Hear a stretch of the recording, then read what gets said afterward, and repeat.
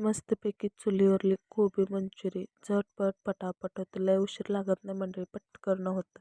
Video आवडला तर व्हिडिओला लाईक करा, चॅनलला सबस्क्राईब करा, व्हिडिओ शेअर करा. चला व्हिडिओ सुरुवात करूया मस्तपैकी. काय नाही मंडळी, कॉर्नफ्लॉवरचं पीठ, मैदा, चवीप्रमाणे मीठ, सोया सॉस, टमाटे केचप, तेल, कोबीचे गड्डे, कांद्याची पात, गाजर, ढबू मिरची, हिरवी मिरची, अद्रकचे तुकडे घ्यायचे. मस्तपैकी 2 कोबूचे काप करून घ्यायचं. काप करून घेतलं, खिसून घ्यायचं. किसणीनं किसून त्याच्यातलं पाणी पूर्णपणे पिळून काढायचं. त्याला पाणी सुटतं किसल्यामुळं, असं भरपूर पाणी निघतं, ते फेकून द्यायचं पाणी. मस्तपैकी त्याच खलबत्त्यामध्ये 7-8 हिरव्या मिरच्या, आल्याची तुकडा, थोडंसं मीठ घालून वाटून घ्यायचं. हिरवगार वाटून मस्त तयार होतात, नक्की बघा.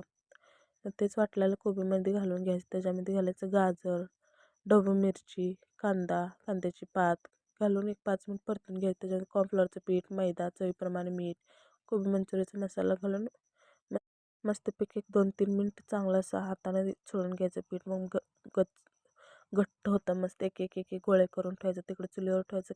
कढईमध्ये तेल ओतून घ्यायचं. तर गरम मस्तपैकी कडकडीत गरम झालं की एक एक एक एक आपण कोबी मंचुरियाचे गोल गोळे करून केलेले घालायचं. घालून एक 5 मिनिट आलटी पलटी करून मस्तपैकी लाल होतपर्यंत परतून घ्यायचं.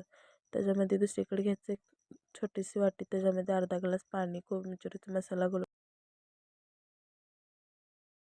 कोबी मंचुरियाचा मसाला घालून तसंच सोडून द्यायचं. मी इकडे चुलीवरले पण कोबी मंचुरी पट तळून घ्यायचं. मस्तपैकी असं होतात, नक्की बनव. मला सर्दी झाल्यामुळं आवाज चेंज झाला आहे.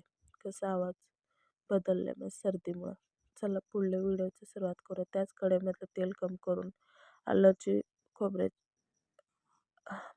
पेस्ट घालून त्याच्यामध्ये कांदा, कोबो, कांद्याची पात, कोथिंबीर घालून 5 मिनिट परतून घ्यायचं. थोडंसं गाजर घालायचं. 2-3 मिनिट परतून घ्यायचं. परतून घेतलं चवीप्रमाणे मीठ घालायचं. थोडंसं 2 चमचे टमाटे सॉस घालायचं.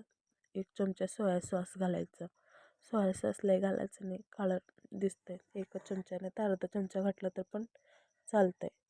मग मस्तपैकी 2 मिनिट परतून घ्यायचं. परतून घेतल्यानंतर आपण ग्रेव्ही कोबी मंचुरियाचं डब्यामध्ये घालून ठेवलं भिजण्यासाठी. ते ग्रेव्ही घालून घ्यायचं. मस्तपैकी 2-5 मिनिटं त्याच्यामध्ये परतून घ्यायचं. परतून